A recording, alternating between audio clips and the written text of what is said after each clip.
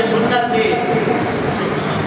کفایہ اعتکاف ہے، یعنی ہر محلے سے ایک دو بندوں کو لازمی بیٹھنا چاہیے۔ اگر محلے سے کوئی بھی بندہ اس مسجد میں محلے کی اعتکاف نہیں بیٹھتا، سب گناہگار ہوتے ہیں۔ اگر ایک بھی بیٹھ گیا تو سب کی طرف سے بچت ہو جائے گی۔ تو سارے مل کے کم از کم ایک کو بٹھا دیں،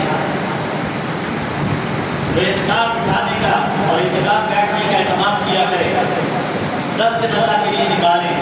پھر میں نے کہا کہ آقا علیہ السلام کا فرمان کیا ہے؟ آپ نے فرمایا جو شخص اللہ کی رضا کی خاطر اعتکاف بیٹھتا ہے ایک دن کا، یہ تو 10 دن ہے، ایک دن کا اعتکاف بیٹھتا ہے، اللہ کے رسول فرماتے ہیں کہ اسے 3 خندقوں کا اللہ تعالیٰ اتنا اس کا جہنم سے اتنی دور کر دیتا ہے، 3 خندقیں دور کر دیتا ہے، 3 خندقیں دور کر دیتا ہے۔ اور خود ہی ارشاد فرمایا خندق سے مراد کیا ہے، فاصلہ کتنا ہے؟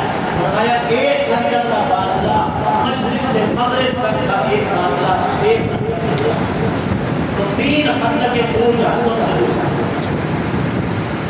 جس طرح آقا علیہ السلام کی سنت مبارکہ تھی، آپ مدینے میں 10 سال رہے ہیں اور آپ نے 10 اعتکاف آپ بیٹھے ہیں، 10 اعتکاف آپ نے کیے، 10 دن کا اعتکاف آپ کرتے تھے ہر سال، اور جس سال آپ کا وصال ہوا اس سال آپ نے 20 دنوں کا اعتکاف کیا۔